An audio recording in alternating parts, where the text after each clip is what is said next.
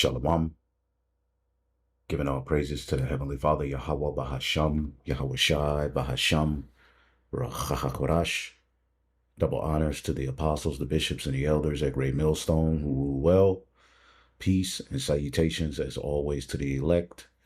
And this is our prophecy watch, where we watch the prophecies and tie the things that are happening in the world, right before our very eyes, to the Holy Scriptures. Right, as we know, we are ending the end or nearing the end of Esau's world. And there are many things that have to happen before, the Heavenly Father sends his only begotten Son. We know the implementation of the MOTB, which is very near. Lord willing, I'll go into that tomorrow.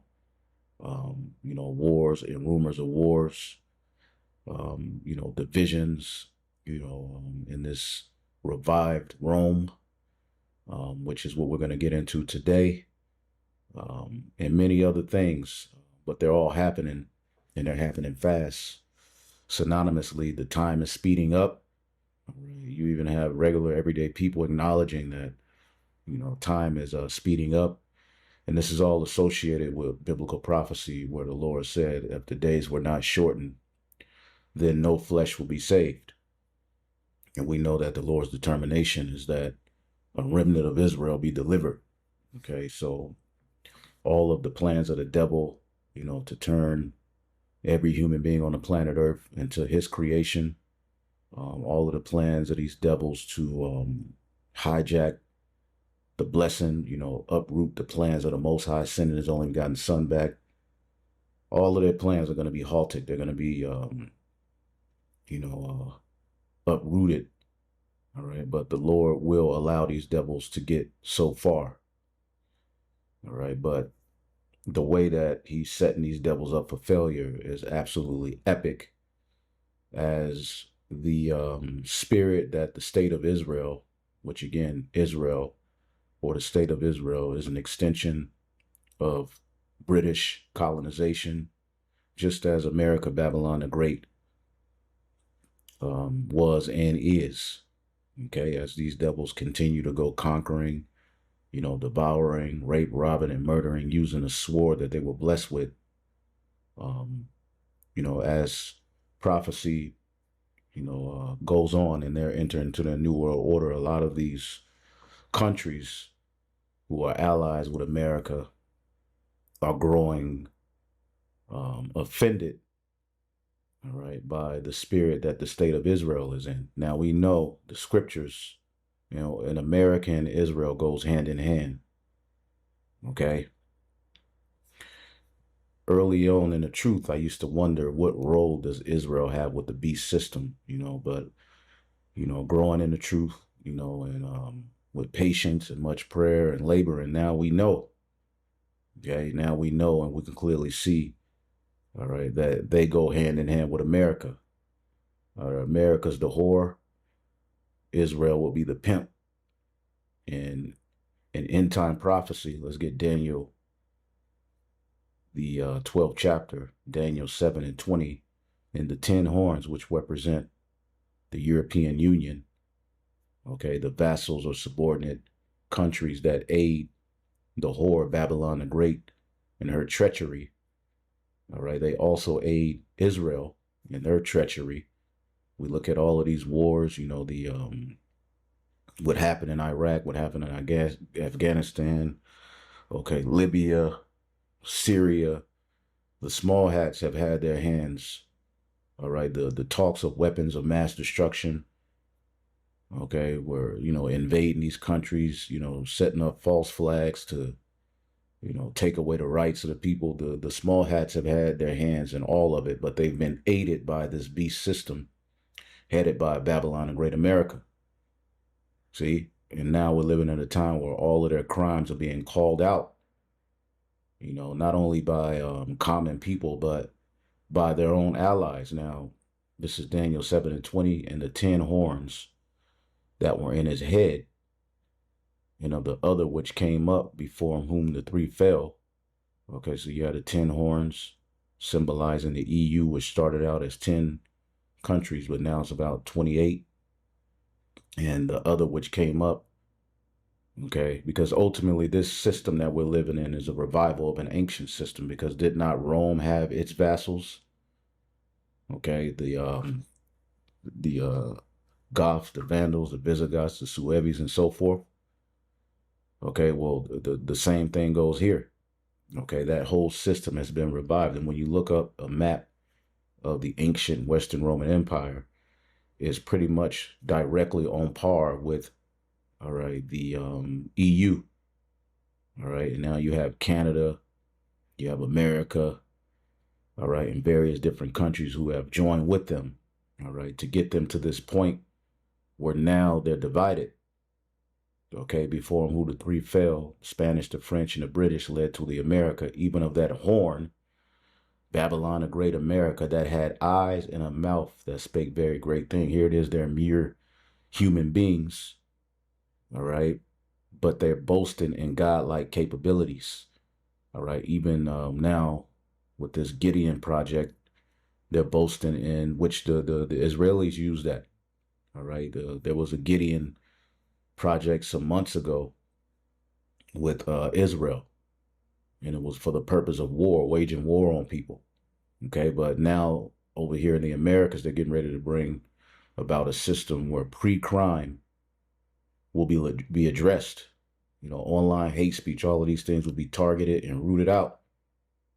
Palantir, okay, major enchantments that they think they're going to use that's going to get them the victory. So we're witnessing these Edomites have a mouth speaking great things by their science, by their technology, and by their rebellion against the Most High. You know, basically saving humanity via an enchantment that they need peace and safety and protection and security, and they're going to bring it about by a digital system where everyone will have to upload themselves to the grid to even compete with the new world they're bringing, which is going to be filled with AI, you know, and all other sorts of confusion, you know, robot maids, you know, just complete confusion, doing away with gender. Okay.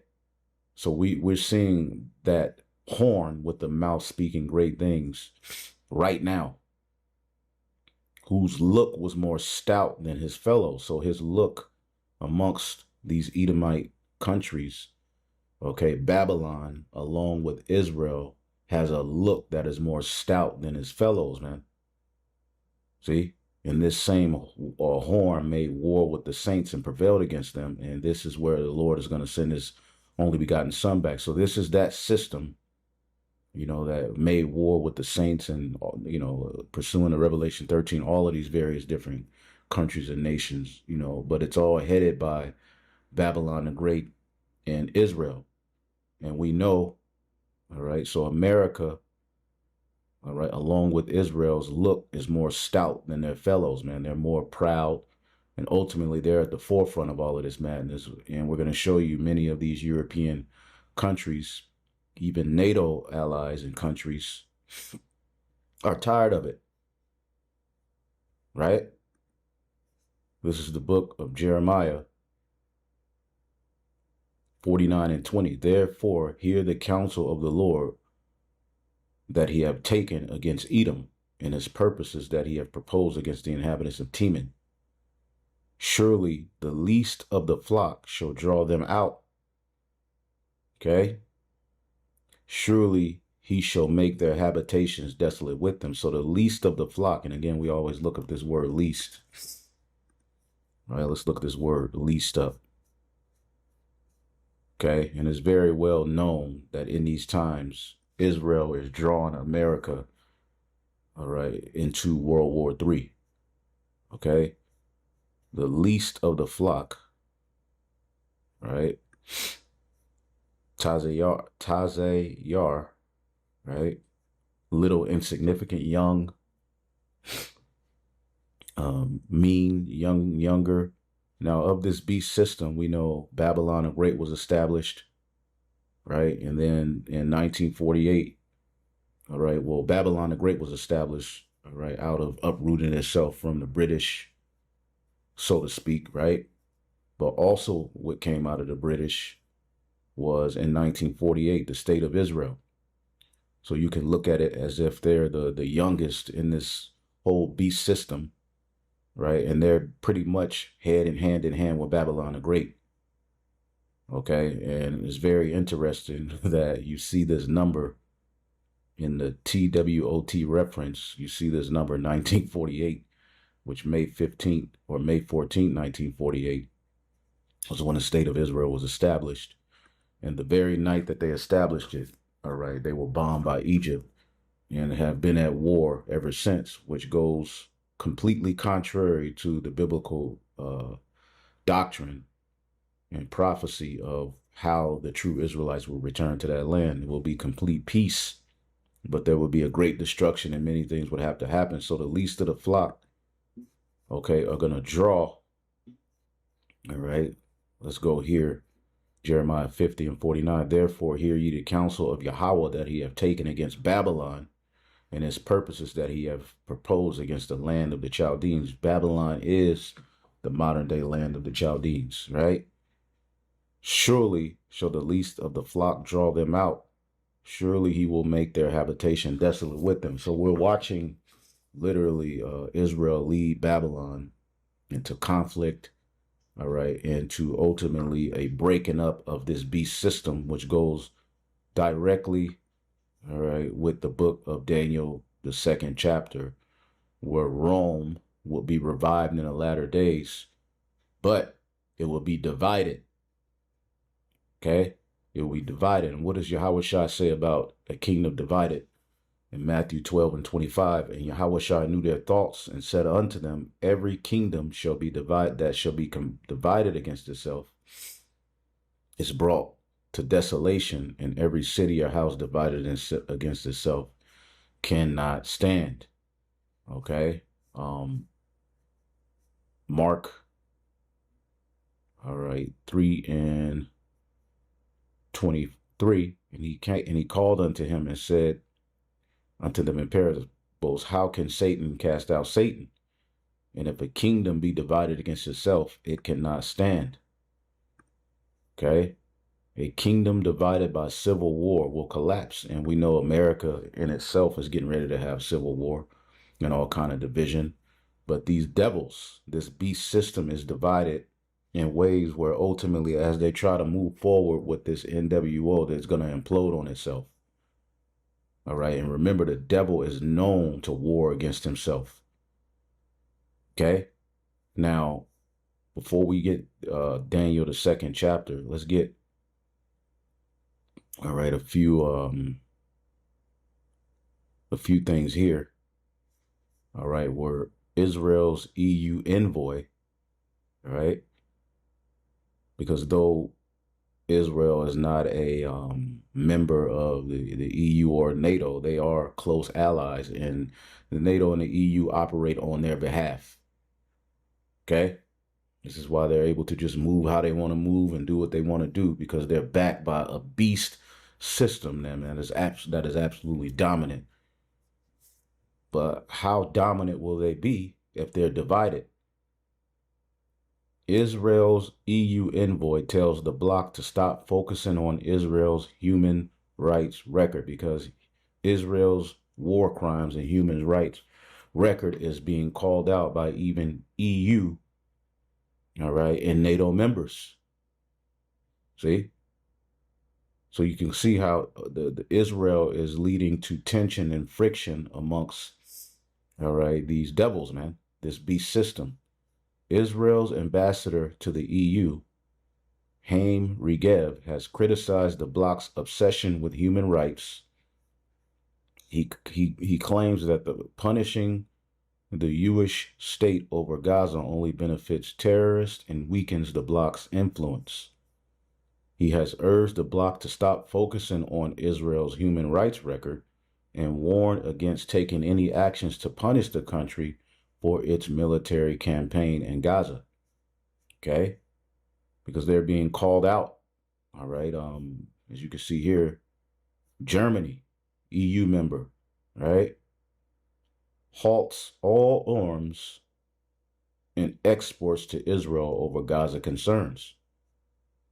Okay, Germany has indicated a significant shift in its staunch approach or support for Israel. Okay. German Chancellor has announced that the country will halt arms exports to Israel, citing concerns that the equipment could be used in ongoing military operations in Gaza. Israel's security cabinet has just approved a plan to take full control of the Gaza Strip, meaning they're not going to stop in their ethnic cleansing. All right. What's the word I'm looking for here? Apartheid rhetoric, right? This is nothing but colonization. The same colonization that got them to where they are, they haven't stopped, including a major offensive in city Gaza. The move has drawn criticism from several European and international leaders. All right, the move has drawn criticism.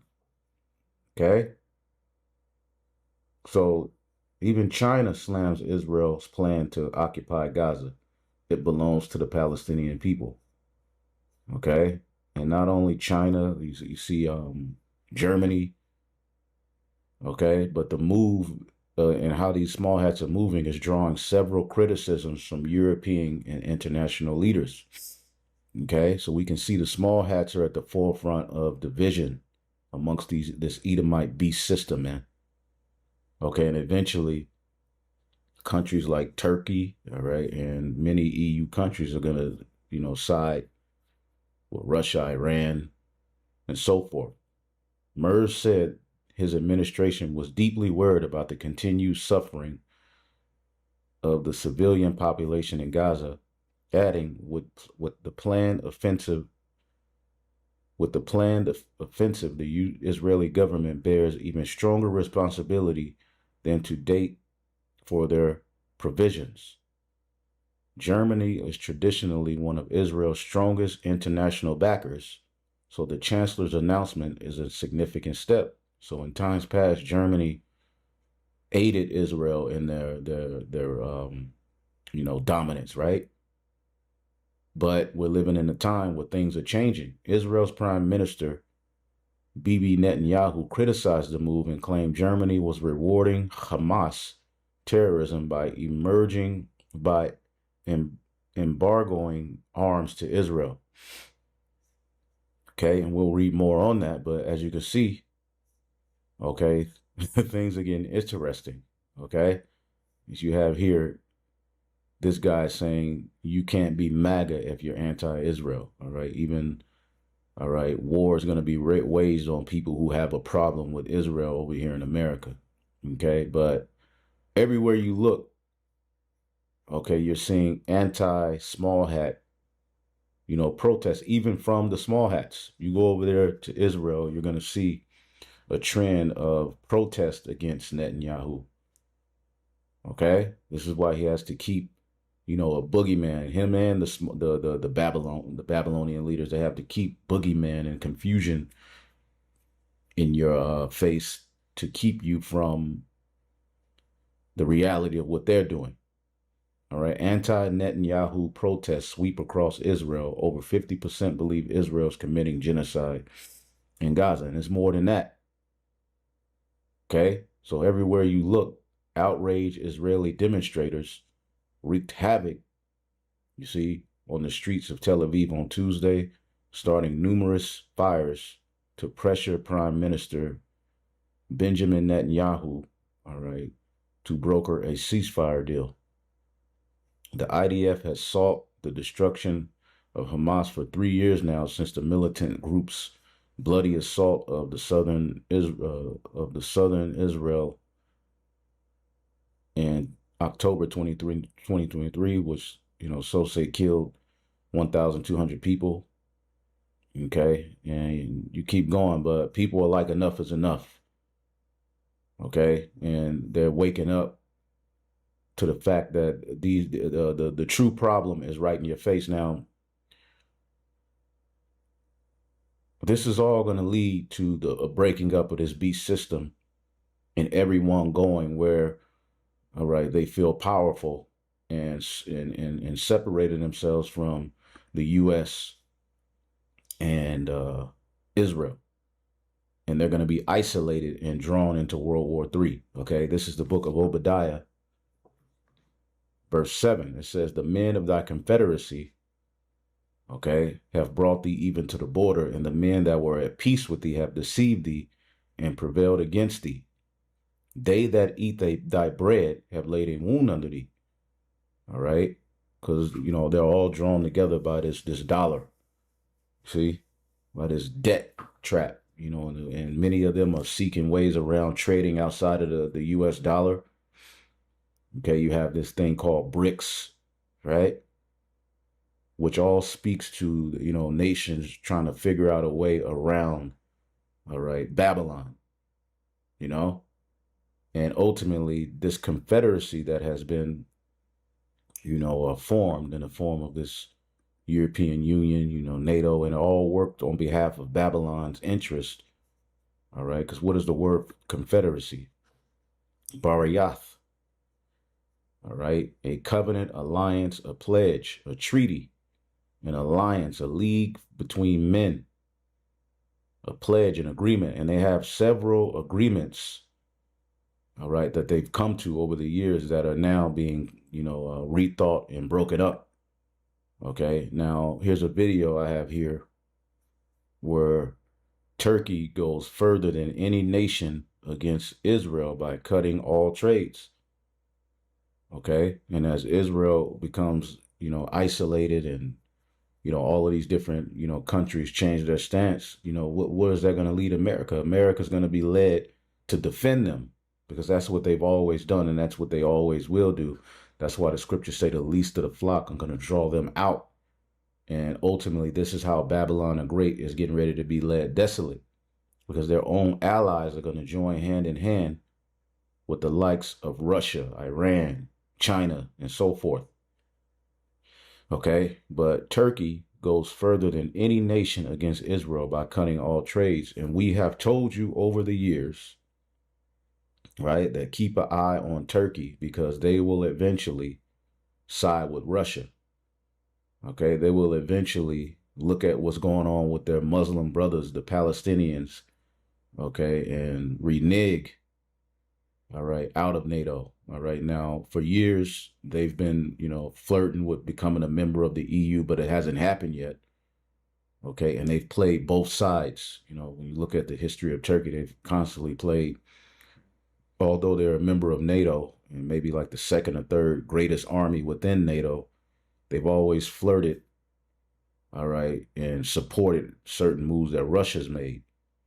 So they already have been flirting, you know, with joining hand in hand. Because remember, what was NATO created for? NATO was created to combat the USSR and Russia's dominance.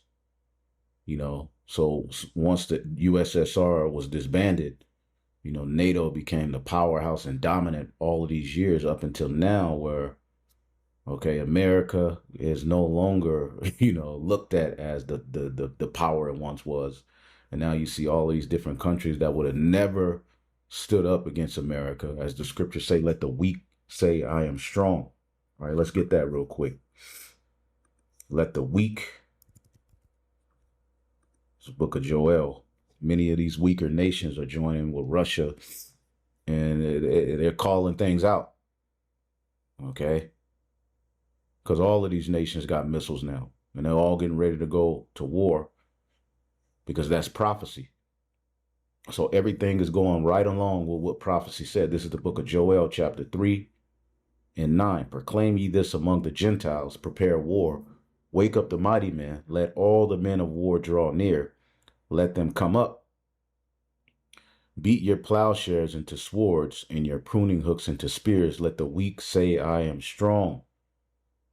So all of these nations are preparing for war. Now, here I have, you know, Turkey goes further than any nation against Israel by cutting all trades. Check this out.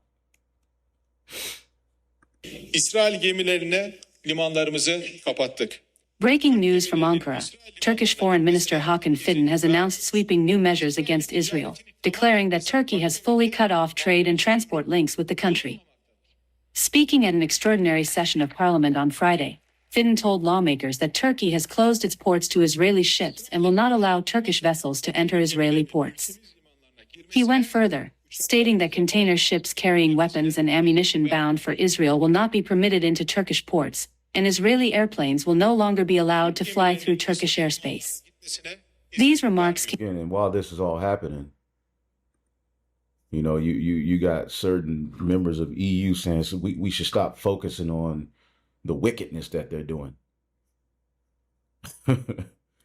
It makes us weaker by focusing on Israel's crimes. Fuck it. Well, not all of these countries agree. Came as Fitton underlined Turkey's position as the only country that has taken such comprehensive action to sever trade with Israel, a move that dramatically raises Ankara's political and economic pressure on Tel Aviv. Turkey has been one of Israel's fiercest critics since the beginning of the war in Gaza, repeatedly accusing the Israeli government of committing genocide against Palestinians, charges Israel strongly denies. Over recent months, Ankara has not only condemned the military campaign but also urged the international community to take action, calling for sanctions, accountability measures, and a halt to international support for Israel's offensive. Earlier this year, Turkey officially suspended all trade with Israel, and now the measures announced by Fitton mark a significant escalation, moving from economic sanctions to restrictions in both maritime and aviation sectors. According to reports, Turkish port authorities had already begun quietly enforcing parts of these restrictions. Sources told Reuters that shipping agents have been asked to provide letters confirming that vessels are not connected to Israel and are not carrying any military or hazardous cargo destined for the country. In addition, Turkish-flagged vessels are now formally banned from docking at Israeli ports. These steps effectively isolate Israel from a key regional trade partner and reflect Ankara's determination to distance itself entirely from Israeli commerce. Fitton's announcement was made before a packed parliament, where the session was convened specifically to address Israel's attacks in Gaza. His remarks reinforced Turkey's role as one of the most outspoken critics of Israel on the international stage, particularly under President Recep Tayyip Erdogan's government, which has consistently positioned itself as a defender of Palestinian rights. The Israeli government has not yet issued a response to the announcement. However, the decision is expected to fuel further debate in global diplomatic circles, as Turkey is now leading the push for stronger international measures against Israel's actions in Gaza. With these bold steps, Ankara has not only reshaped its bilateral ties with Israel but also raised the stakes in the wider international response to the ongoing conflict. Okay, and this pretty much speaks to Ezekiel, the 38th chapter. Okay, where the USSR would basically revamp itself. Russia, is no longer, that, broken USSR that it was, when NATO became the powerhouse. Now Russia is back, and they're formulating their own beast system. And these various different, Hamite and different countries that have been, dependent on the EU are now joining hand in hand with Russia. Okay. And pretty much here in Ezekiel 38:4, the Lord tells Gog, okay, speaks to Russia. Okay. Now, again, these countries were originally, all right, inhabited by Japhetic people, but we know the Edomites went all around the world stealing lands. Okay. So now, as you go into prophecy, you'll see a Japhetic name like Gog, Tubal, and all of these various different things. Well, now these countries are headed by other people, other nations of people, and particularly the Edomites. Right? This is Ezekiel 38:4, and I will turn thee back and put hooks into thy jaws, meaning you will be in a Russia will be in a very, you put hooks into the jaws of a wild animal to tame it. Okay, so Russia will get back into that old Soviet spirit. And I will bring thee forth in all thine army, horses and horsemen, all of them clothed with all sorts of armor, even a great company with bucklers and shields, all of them handling the swords. And ultimately Russia, all right, in the whole grand scheme of things, is probably number 2 or 3 worldwide for military might. You see? And they're aiding different, undeveloped countries that are in need, all right, with their military. Now the thing is, even with this war going on, and we look at what's going on with Ukraine. Here it is. America's talking about pulling out of NATO, and that's going to put a strain on these European countries to step up to the plate to defend Ukraine. And what could eventually happen from that? They could say F it and just join forces with Russia. So this thing can go a lot of ways, but the best way to look at it is that it won't go good for the United States and Israel either way it goes. Because Persia, Iran, all right, Ethiopia and Libya, okay, all countries that are in conflict with the small hats in the US, right, have a history of being plundered by the beast system, right? All of them with shield and buckler, they're going to join Russia. Gomer and all his bands, the House of Togomar of the North Quarter and all his bands, and many people with these. So this is telling you Russia, all right, Turkey, Gomer and Togomar, they're going to link. Okay, they're going to link with Russia. This is a big part of prophecy. All right. And the small hats are going to have a lot to do with it.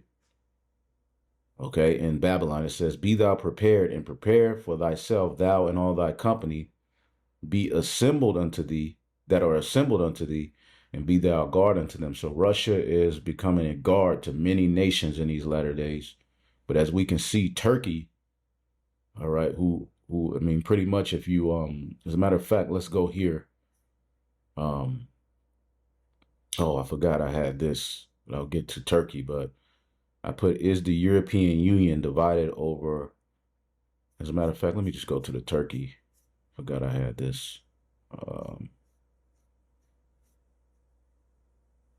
Why is Turkey angry with Israel and threatening to leave NATO? Here's what's happening. And here's what's not, okay? Because though Turkey is saying they're going to leave NATO, I mean, it's just kind of like a talking point, but something big is getting ready to happen. And we know they're going to separate themselves and join with Russia. But Israel seems to be a big part of what we see and how that's going to happen. Turkey's strong condemnation of Israel's Gaza offense. Okay, we already showed you that. Cutting off trade and access. It closes airspace to Israeli government. All right, barred Israeli ship from Turkish ports, halted most trades and ties. All right, blocking NATO/Israel engagement. Israel has vetoed all NATO cooperation with Israel. So this is going to bring friction, including joint exercises and meetings, insisting such ties should not resume until there's a comprehensive, substantiable peace in Palestine. And we know that ain't going to happen. Okay? Rhetoric of intervention and historical tensions. In high-profile remarks, Erdogan implied Turkey could enter Israel as it has done in Libya, all right, and so forth, in a statement that fueled anger and alarm in Israel. See, he's implied that, look, we'll put hands on Israel. So that will be NATO warring against NATO, because America is eventually, America's going to step in. But we're living at a time where many of these European nations, they have a side eye towards Israel and America.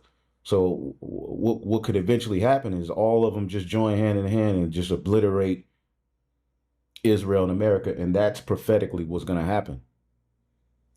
All right. Shifting alliances and border strategy. Turkey's ideological shift includes welcoming Hamas leadership publicly, pursuing stronger ties with Russia, China, BRICS, and the SCO. These moves are seen as big for strategic autonomy, but they also strain Turkey alignment with NATO's core values, and values are going out of the door. Again, the confederacies and alliances that have been made are going to be broken. Okay, ain't no honor amongst thieves. All of these people are wicked. Okay, and the Lord is going to allow them to have a royal rumble with one another. Is Turkey really threatening to leave NATO? No formal announcement. Turkey has not officially declared it will exit NATO. All right. Escalating rhetoric and not action. Erdogan's refusal to allow NATO-Israel cooperation in his pursuit of non-Western alliances reflect tension, but not a definite, all right, exit. All right. But it does reflect tension. Okay. Analysts see this as a warning posture. Experts regard Turkey's stance as a symbolic leverage, not a clear breakup. Okay? So there's issues with this alliance. And let's get Jeremiah 51 and 27. Set ye up a standard in the land, blow the trumpet among the nations, prepare the nations against her, call together the kingdoms of Ararat, all right, which Ararat is Turkey. Okay, Mini, Armenia, all right, Ashkenaz, Germany. Okay, appoint a captain against her, which is Russia. Cause the horses to come up, all right, as the rough caterpillars. We even seen with Germany, all right, the sanctions that were put on Russia, Germany were affected by that. But again, you see Germany is also up in there angry at Israel over how they're moving. See that? So we're witnessing biblical prophecy be fulfilled in our time, man. Okay? Appoint a captain against her, cause the horses to come up as rough caterpillars. Prepare against her the nations with the king of the Medes. Okay? And the king of the Medes speaks to Russia. Okay? When you look up the Mede Empire, okay, it borders the USSR. So in prophecy, this is speaking to Russia. Okay, the Medes were a Japhetic people. Japhet has no pull in end time prophecy. These are speaking of Edomites who are in these territories. And you could look it up yourself. Okay? As a matter of fact, I think I have a, let me see if I can search it here. Search chats. Let's see here.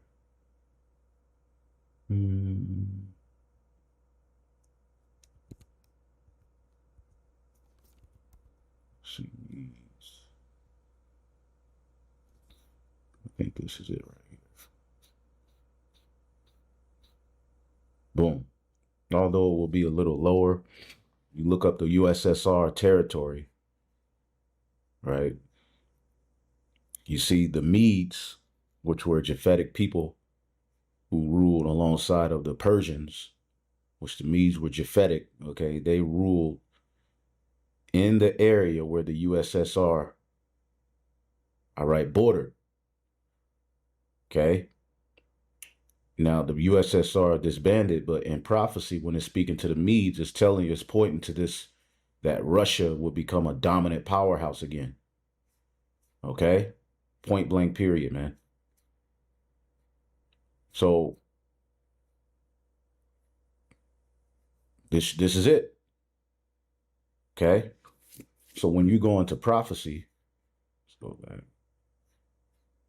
When you go into, let's see here. When you go into prophecy, Jeremiah 51 and 28, prepare against her the nations with the king of the Medes, the captains thereof, all right, and all the rulers thereof, and all the land of his dominion. Okay? And the land shall tremble in sorrow, for every purpose of Yahweh shall be performed against Babylon, to make the land of Babylon desolate without inhabitants. So we can clearly see how these small hats are getting ready to lead Babylon into a conflict, all right, that's going to break up the beast system and have different, these different nations come up against her. They're going to come up as Israel's going to be, you know, obliterated first, and then, you know, America's going to have to jump in and they're going to be obliterated. This is the Lord's determination. It's in prophecy. Okay? So let's go here. There's no doubt, but Israel couldn't do what it's doing without the support of the US and the EU. That is absolutely crucial to the Israelis. Hear that? Listen to what he said. There's no doubt, but Israel couldn't do what it's doing without the support of the US and the EU. That is absolutely crucial to the Israelis. So that has to stop. And it's for the people in these countries, across the member states of Europe, and the people across America, who have made it very clear that they are horrified at the massacre that's taken place. The people have got to pressure more the politicians who are complicit in the genocide. These are our war crimes too. It isn't just Israel are committing war crimes. The European Union, the Americans and the UK, they're committing war crimes too by their support, their relentless, unconditional support for this genocide. And it's for the people to pressure them in all the different countries. See that?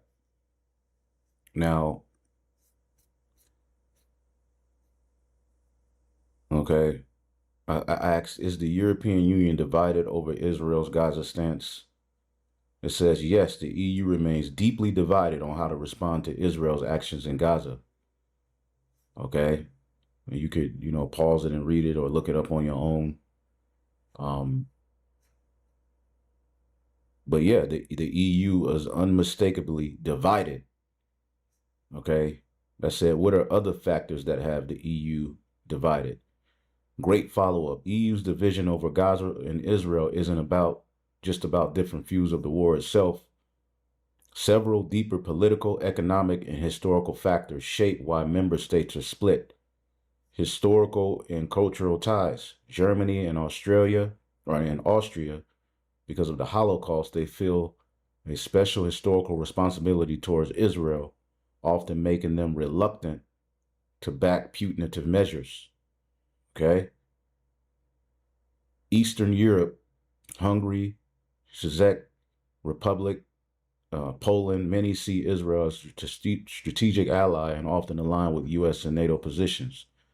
Western, Northern Europe, Ireland, Spain, Sweden, Belgium, Netherlands tend to emphasize human rights, international law, and support the Palestinians. And see, that's now growing, shaped by their own histories and colonialism of colonialism and neutrality.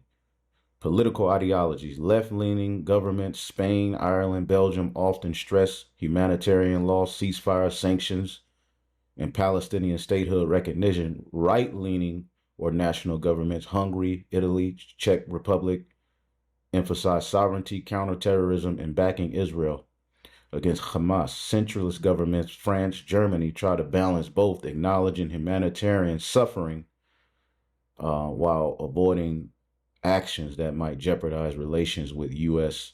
and Israel. You see that? U.S. influence some in transatlantic relations. Some EU countries, especially Germany, Poland, and the Baltics, see alignment with Washington as critical to their security, especially post-Ukraine war. If the U.S. strongly backs Israel, these states hesitate to break ranks. All right, because that's the hammer of the earth. All right, others, Spain, France, are more comfortable with challenging U.S. policy and advocating an independent European line. Economic and trade interests. So this is where they're divided economically. They're divided strategically. They're divided on Israel,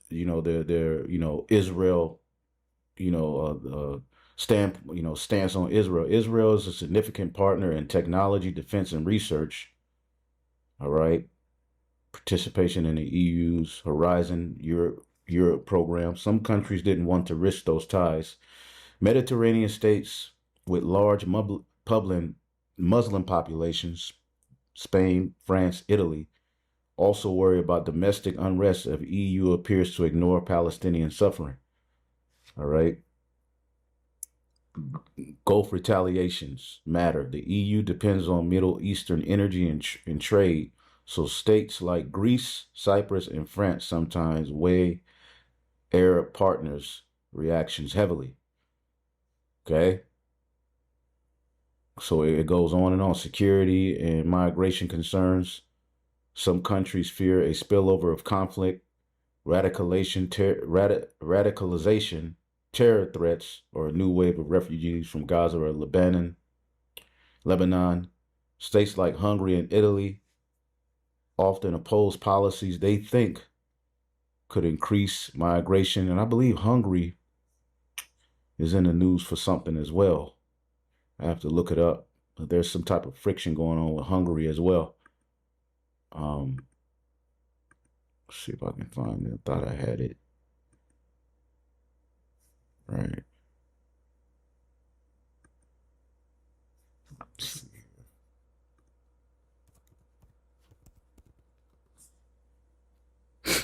See if something comes up. I thought I seen something in the news that they had going on. Yep. Moscow claims EU is plotting regime change in Hungary. Yep.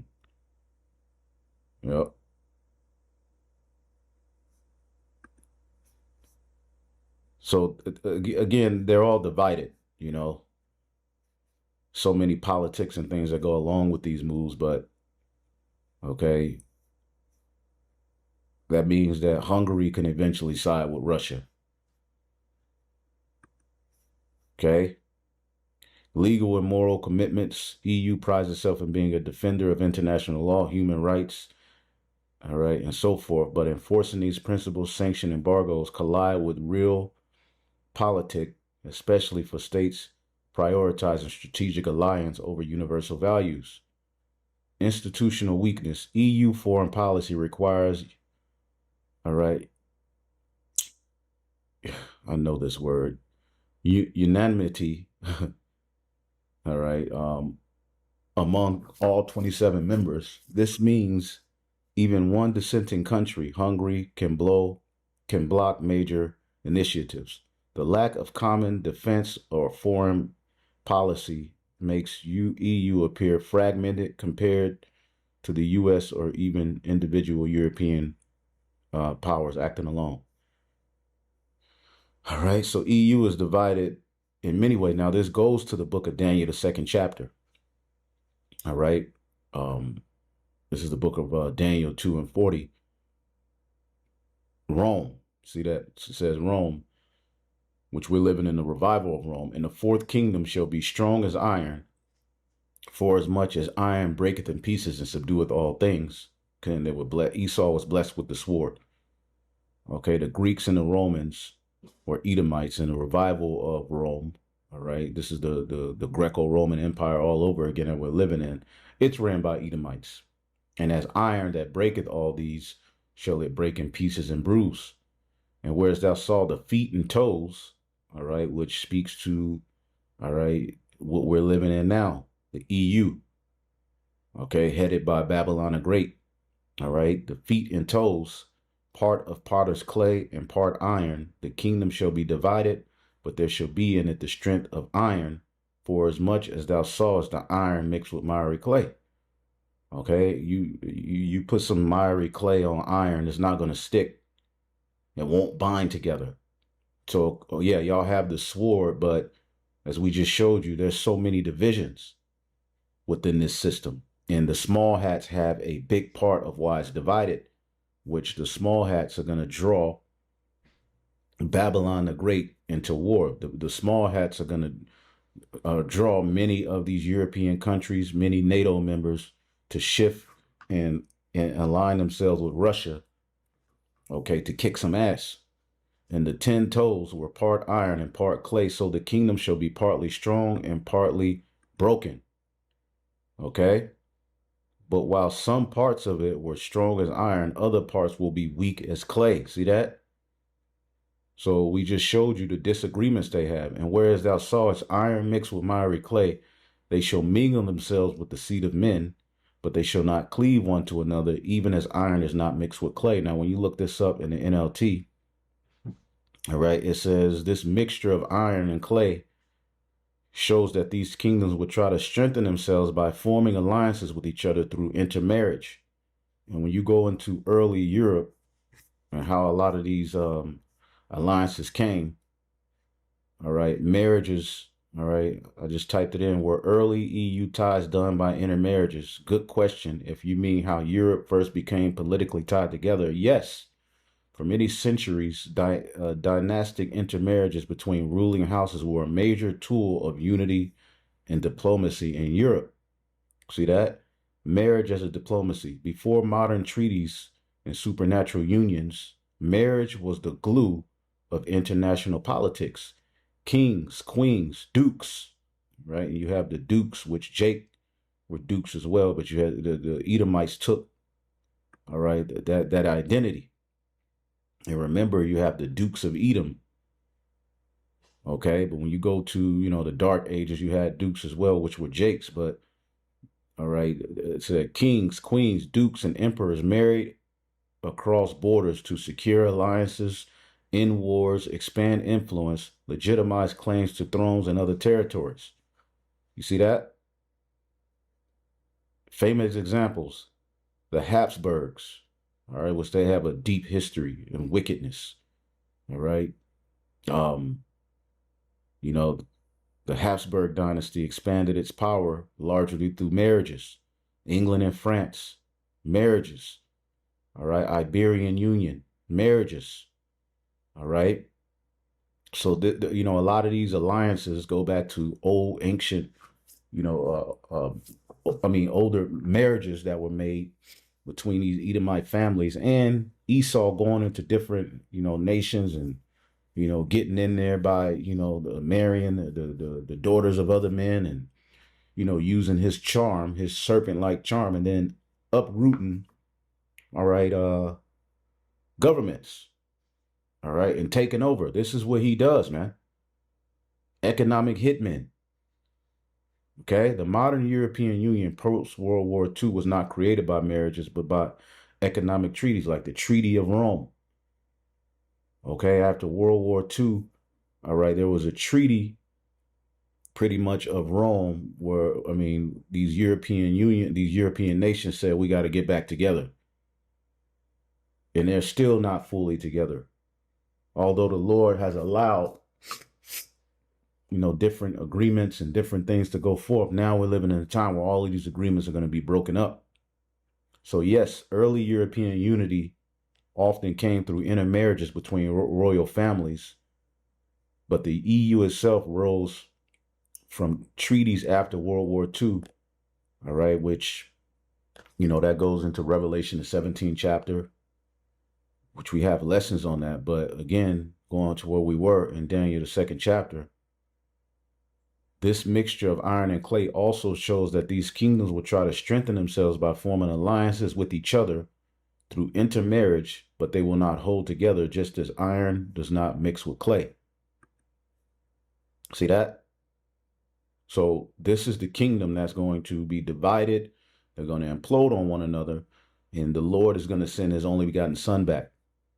In the days of these kings shall the God of heaven set up a kingdom which shall never be destroyed, and his kingdom shall not be left to other people, but it shall break in pieces and consume all of these kingdoms, and it shall stand forever. You see? So looking at everything we looked at today, we can clearly see, all right, that particular moves are being made that are going to lead to biblical prophecy, all right, being fulfilled, okay? And at the forefront of it is these people, okay? They're drawing out these different nations, all right, to war, for war, okay? And they're saying Israel warns Turkey's president Erdogan could end up like Iraq's Saddam Hussein, all right? who wanted to get out of the U.S. dollar, okay? And what end up happening to him, okay? I think I also asked another question here. Could America's faithfulness to Israel lead to them being dragged into a war with Russia and EU countries eventually turning on them and joining Russia and Iran? All right. That's a big layered question. All right. It breaks down to geopolitical dynamics, risk, and historical patterns. All right. The U.S. has been Israel's closest ally for decades, providing military aid, okay, diplomatic cover at the UN. This is why all of their war crimes are vetoed and nothing ever happens, because of U.S. Being their closest ally. All right. If my best friend got all of the weaponry, if my best friend, I can move and operate as I want. That's why the scriptures say his look was more stout than his fellows. This loyalty sometimes insulates Washington from European allies who are more willing to criticize or sanction Israel over actions in Gaza or the West Bank. All right, or other historical things that they've done. The current U.S. posture underlines unconditional backing, even as the EU grows increasingly divided and frustrated over Gaza. Risk over being dragged into war, the Russia factor. Russia already uses the Gaza war to strengthen its ties with Iran, okay, and to position itself as a champion of the global South and Western hypocrisy. If Israel-Iran conflict is escalated and the U.S. intervened militarily to defend Israel, Russia could deepen military coordination with Tehran, all right, Iran, as seen already with drones and missile tech in Ukraine, all right, with Tehran. It says Iran factor. Iran has multiple proxies, Hezbollah, all right, Houthis, Syria, so forth, capable of widening a war beyond Gaza. A U.S.-Iran direct confrontation would automatically have global ripple effects, possibly pushing NATO into a crisis of unity. All right? So everything is going to break up. EU's position. The EU is divided. Germany and so forth. We already went into that. All right? Because of EU foreign policy requires unanimity, the bloc cannot act decisively against either Israel or U.S., but resentment is growing. Would the EU turn on the U.S. and side with Russia and Iran? Highly unlikely. Well, yeah, that's what you say, but prophecy says something different. All right. Europe's security is fundamentally tied to NATO and the U.S. security umbrella, especially after Russia's war in Ukraine. Even when angry over U.S. policies, Iraq, Gaza now, EU states have not defected strategically towards Moscow or Tehran. So we'll see. Okay. Potential fractural points. Prolonged Gaza war with U.S. vetoes, block peace moves, yada, yada, yada. That could fuel EU anger and damage Washington's moral standing. U.S. overextension. If America were fighting on multiple fronts, Ukraine indirectly, Israel directly, possible Taiwan crisis, Europeans might question whether U.S. protection is reliable. Trump-style conditional NATO guarantees, already making some EU leaders think about strategic autonomy or even detente with Russia to secure themselves. So yeah, these European nations are going to, start to look other places for security. Turkey shifting role as a NATO member siding more with Palestine, Iran could become a wedge inside the alliance. Okay? And, basically they're saying EU won't side with Russia and Iran. Well, let's go to what prophecy says. Okay, well, we just showed you in Jeremiah 51, right? That these different certain EU and NATO countries are going to side with Russia, right? Ezekiel 38, right, shows you that Russia is going to be a dominant factor in end time prophecy. Let's get the book of Revelation. Okay, let's get the book of Revelation 17, right? Revelation 17 and 12. And the 10 horns which thou sawest are 10 kings which have received no kingdom as of yet, but receive power as kings 1 hour with the beast, going into the Treaty of Rome. Okay. It says, these have one mind and shall give their power and strength to the beast, All right. And we have a whole breakdown on Revelation 17 if you want more insight into that. All right. You can just, let's see, remnant,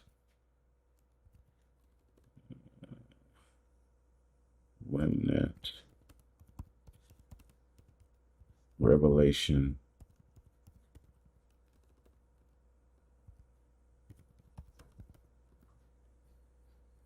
There you go. We have a class on it. I mean, all you have to do is type in GMS Revelation 17 and it'll come up. But this is the one I did. I reloaded it about 5 months ago, but Revelation 17. I mean, let's just type in GMS. There you go. Videos on it. GMS Vault loaded, an older one. Apostle Ramlab went into it. So the videos are out there. Okay, so if you want more insight, check that out. But let's go here, Revelation 17. And the 10 horns, the EU, which thou sawest, are 10 kings, which have received no kingdom as of yet, but receive power as kings 1 hour with the beast. These have one mind and shall give their power and strength unto the beast. So, they've aligned themselves with this beast system, which has helped to forward Babylon and Israel. All right, as we just showed you. All right, damn. I just had that video. There's no doubt, but Israel couldn't do what it's doing without the support of the US and the EU. That is absolutely crucial to the Israelis. So that has to stop. And it's for the people in these countries, across the member states of Europe, and the people across America, who have made it very clear that they are horrified at the massacre that's taken place. And you look at the comment board, they all saying, yes, he's right. And this is prophecy because all of these countries have come to a confederacy, and it's led to the West, Israel, just doing what the hell they wanted to do and having a system to back them in their war crimes. So these have had one mind and shall give their power and strength unto the beast. These shall make war with the Lamb. So these EU and NATO countries are going to make war when Yahweh returns. But they're going to be at war with each other. See?